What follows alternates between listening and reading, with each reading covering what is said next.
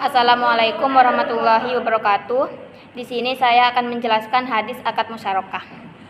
Hadisu Abu Hurairah rafa'ahu qala innallaha yaqulu ana salisus syarikaini ma lam yakun ahaduhuma sahibahu fa idza khanahu kharajtu min bainihima.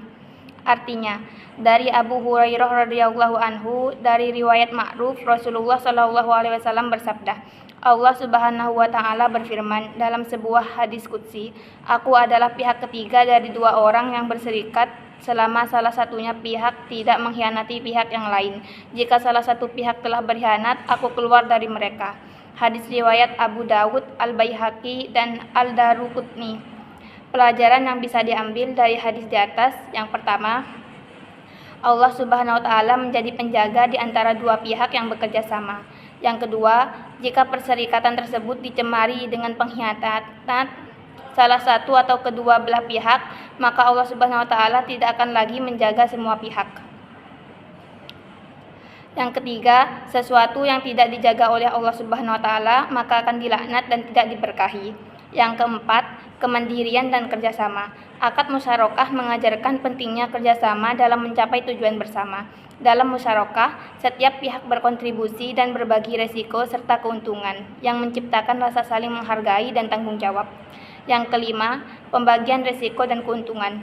Dalam akad musyarakah, resiko dan keuntungan dibagi sesuai dengan kesepakatan. Hal ini mengajarkan pentingnya keadilan dalam berbisnis dan mengurangi beban yang ditanggung oleh satu pihak saja, sehingga menciptakan lingkungan usaha yang lebih berkelanjutan. Pendapat beberapa ulama mengenai akad musyarakah. Yang pertama, Ibnu Hajar Al-Asqalani. Dalam Fathul Bari, Ibnu Hajar menyebutkan bahwa hadis ini menunjukkan pentingnya menjaga amanah dalam hubungan kemitraan. Amanah merupakan fondasi kebertahan dalam usaha bersama. Yang kedua, Imam Nawawi menyatakan bahwa hadis ini menunjukkan ancaman serius bagi pengkhianat dalam kemitraan, karena bukan hanya hubungan dunia yang rusak, tetapi juga hubungan spiritual dengan Allah. Yang ketiga, Imam Al-Qurtubi menjelaskan bahwa Allah keluar dari kemitraan dalam konteks ini adalah bentuk hilangnya keberkahan dan ridha Allah dari hubungan yang tercemar oleh pengkhianatan. Selanjutnya, saya akan menjelaskan tentang akad salam atau salaf.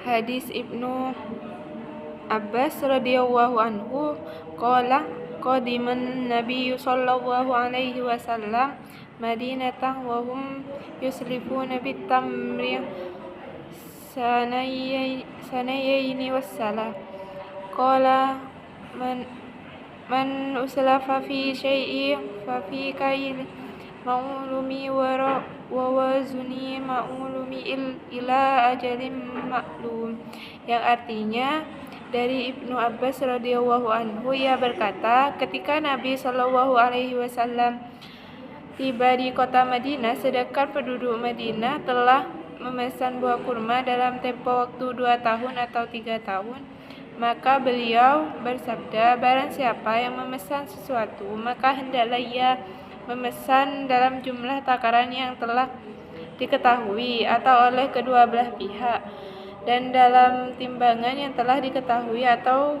oleh kedua belah pihak, dan sehingga tempo telah diketahui atau oleh kedua belah pihak pula. Hadis riwayat Al-Bukhari. Pelajaran yang bisa diambil dari hadis tersebut adalah yang pertama, akad salam atau salaf adalah akad jual beli yang jelas dan diketahui kedua belah pihak dalam pemesanannya. Yang kedua, ada beberapa hal yang harus jelas dalam pemesanannya dan disepakati, yaitu kriteria barang, jumlah barang, jenis barang, dan pembayaran yang disepakati biayanya. Yang ketiga, akad salam atau salaf ini menghindari dan melarang sangat terjadinya penipuan dan gharar. Yang keempat, kepastian dan kejelasan dalam transaksi. Yang kelima, dukungan terhadap produsen. Ada beberapa pendapat ulama mengenai akad salam atau salaf. Yang pertama, pendapat Imam Syafi'i. Dalam kitab beliau menegaskan pentingnya kejelasan dalam akad untuk menghindari gharar atau ketidakpastian. Yang kedua, Imam Abu Hanifah berpendapat bahwa akad salam adalah bentuk jual beli yang sah selama semua syarat terpenuhi. Yang ketiga, Ibnu Qudamah atau Hambali dalam kitab Al-Mughni ia menjelaskan bahwa akad salam adalah solusi ekonomi yang diperbolehkan dalam syariat untuk membantu pihak yang membutuhkan. Baik, tanpa salam kembali, saya akan menjelaskan hadis tentang akad isti'na. Hadisu Anasun radhiyallahu anhu anna Nabiyullahi sallallahu alaihi wasallam kana arada an yaktuba illal ajami faqila lahu innal ajama la yaqbaluna illa kitaban alaihi hotama min fiddah. Artinya, dari Anas radhiyallahu anhu bahwa Nabi Allah sallallahu alaihi wasallam pada suatu hari hendak menuliskan surat kepada seorang raja non-Arab. Lalu dikabarkan kepada beliau bahwa sesungguhnya raja-raja non-Arab tidak sudi menerima surat yang tidak distempel. Maka beliau pun memesan agar ia dibuatkan cincin stempel dan dari perak. Hadis riwayat Muslim.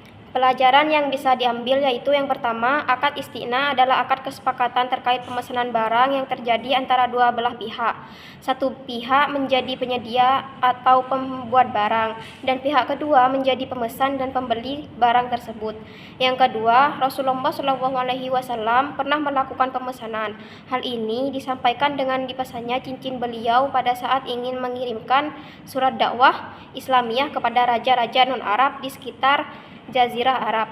Pendapat beberapa ulama mengenai akad isti'na yaitu yang pertama Imam Malik.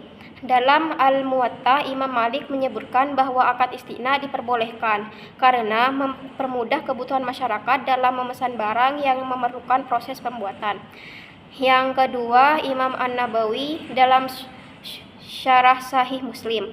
Beliau menyebutkan bahwa tindakan Nabi Muhammad ini menunjukkan fleksibilitas Islam dalam akad berbasis kebutuhan.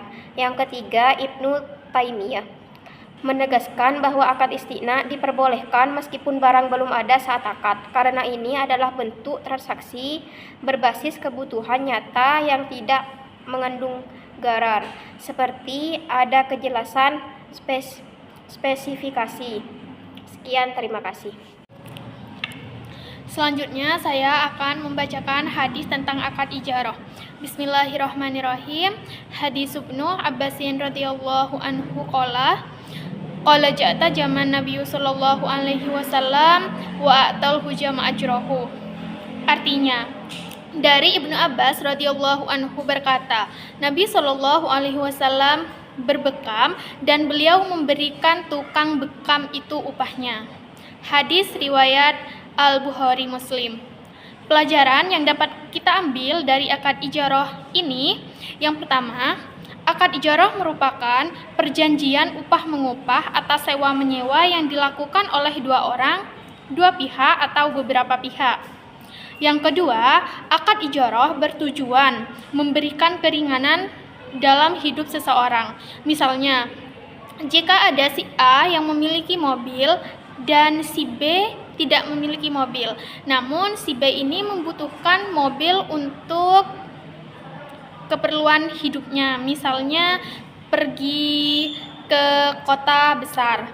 Nah, si B ini bisa menyewa mobil tersebut kepada si A, sehingga nantinya si A ini memperoleh upah dari persewaan mobil tersebut.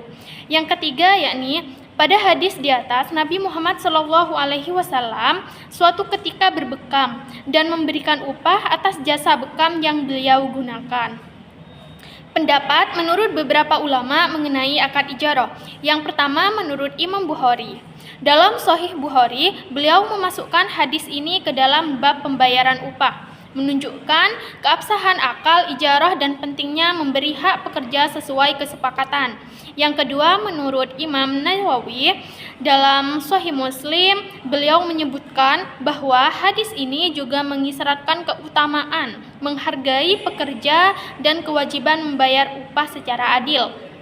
Dan yang ketiga, yakni Ibnu Ibnu Hajar Al-Qaslani menyebutkan bahwa Nabi Muhammad SAW memberikan teladan dalam membayar upah pekerja tepat waktu sebagai implementasi ajaran Islam tentang keadilan. Sekian, terima kasih. Wassalamualaikum warahmatullahi wabarakatuh.